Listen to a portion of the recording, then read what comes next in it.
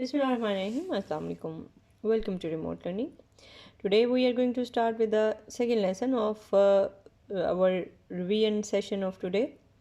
And here is the second chapter, which is chapter number 12, which is about the industry in South Asia. So students, we have talked about the industry in Pakistan. Now we will discuss some more important industries which are related and confined into this area of South Asia. So important countries which are related, which are lying in this region, they include the Bangladesh, Bhutan, India, Nepal, Sri Lanka, and Maldives. So with the passage of time, India has, if I talk about the India only, India has got more resources than Pakistan and the other countries which are in this region. And the development of industry is of course much more higher than the other countries. An important development of the is the formation of the electronics within the Indian industries, and banking and other sectors, they are also very much developed nowadays. The other you can say important developments are also made in the field of IT, especially in the cities like Bangalore and then Mumbai, then Hyderabad, and some other important cities. So with the passage of time, the industry is becoming cheaper as compared to the Western market. So industry in the India is growing and becoming cheaper as compared to the Western industry. But again, still the Malaysia, which is a Muslim country, it is having the strong industrial position in the region. Now this was about the India. Now if we talk about the countries like Bhutan, Bhutan is basically self-sufficient in its basic food and its needs, and basically electricity is generated over there with water, and it is also exported to India.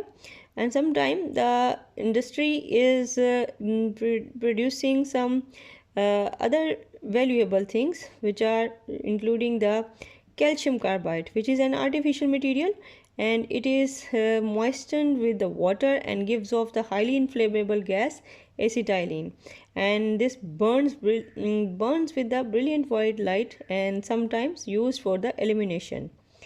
And it is stored in the cylinders and it burns with an intense heat, and this is used for the welding of steel.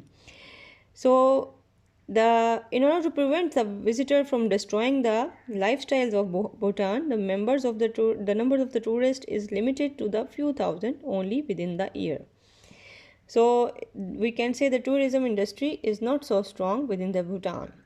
So Nepal is again the self-sufficient in its basic food needs, and it's basically the whole population, about 80% of the population is employed in the agriculture sector, and they are growing the products like rice, maize, wheat, and potatoes and millet. The animals, minerals, limestones, they are so I'm sorry, this is only the minimum amount of minerals like limestone, they are also important in the region. And tourism is the main source of income within the region, and they are earning through the tourism within this region. So if we talk about the next important country, which is very important as far as the tourism is concerned, that is the Sri Lanka. Due to its beautiful scene sites and beautiful gardens of tea, the Sri Lanka is very famous. Sri Lanka is an other country which is having about the 75% of population which is living in the rural areas, and the favorable climate is producing the tea, which is highly flavorable, and other products like rice, rubber, and coconut, and some other important products like which are made in from these materials, they are also very important in this region. So Sri Lanka also produces from its mine the graphite, which is a black rock, which is used in the electronic engineering, and other precious and semi-precious stones are also important in this region. However, Sri Lanka has been affected by several years for the civil war and conflict within the region. So this is how its industry, including the tourism, is also disturbed. So if we talk about the next South Asian country, which is Bangladesh, Bangladesh is again the important countries of the region, and basically it is in the region where the main products are the rubber, jute, and annual rainfall is very high.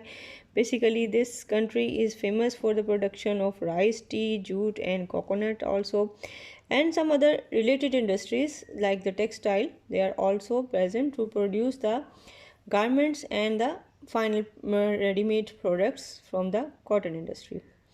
So lastly, if we talk about the Maldives, Maldives is an archipelago in the Indian Ocean, and it is in the southwest of India, and basically it is the tourist spot and famous for its beaches. Now with this we are going to conclude about the industry within the South Asian region. Now let's start with the answers of some questions. Our first question is, why is tourism popular industry in South Asian states? So it is very important because these states are very much attractive for the tourist, and they are having the cheaper lifestyle, cheaper you can say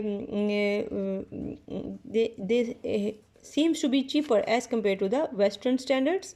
So people enjoy the food, scenic spots, beaches, as well as the antiques of the region. Second question is, what do you think how the low land and height meter means for the Maldives? So low and high heat puts Maldives in the danger of submersion in case of the storms.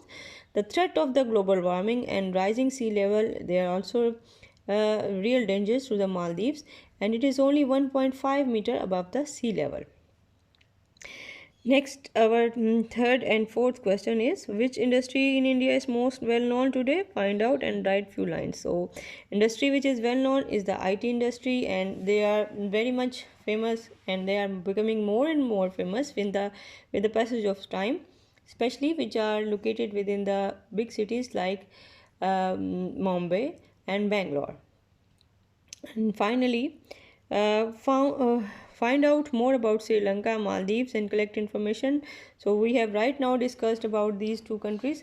So this is the time to wind up this session of the revision of chapter number 12.